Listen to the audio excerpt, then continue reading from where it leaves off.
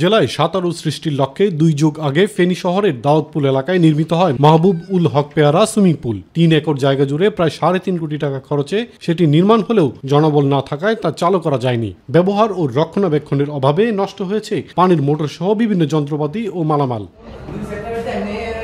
ফাটল দেখা দিয়েছে, খসে পড়েছে পলেস্তারা, অরক্ষিত থাকায় খোয়াও গেছে অধিকাংশ সরঞ্জাম। আর সন্ধ্যার পর থেকে শুরু হয় মাদক সেবীদের আড্ডা। সুইমিং পুলটি পুনরায় চালুর পাশাপাশি বিনোদন কেন্দ্রের জন্য শিশু পার্ক স্থাপনের দাবি জানিয়েছেন স্থানীয়রা।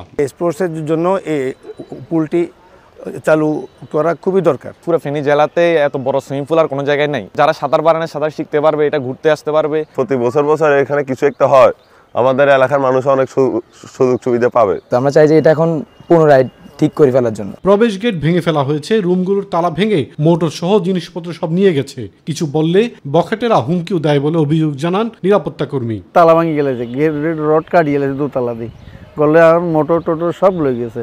এটা আমি অভিযোগ জানিয়েছি। সামনে গেট নেই, গেটগুলো এখন বাজে লোক ঢুকে, কারো ডাক দিবেন, ডাক দিলে তো আমার গার উপরে চলে গিয়ে। সুইমিং পুলটি পুনরায় চালু করতে জাতীয় ক্রীড়া পরিষদ ও মন্ত্রণালয়কে জানানো হবে। ব্যবহার উপযোগী করতে উপযুক্ত উদ্যোগ নেওয়া হবে বলে আশ্বাস দিয়েছেন জেলা প্রশাসক। সুইমিং পুলটি চালু করার বিষয়ে স্থানীয় জনগণের চাহিদা রয়েছে। স্থানীয় জনগণ চাচ্ছেন যে এটি যত দ্রুত সম্ভব চালু করে সর্বসাধারণের জন্য ব্যবহার উপযোগী করা।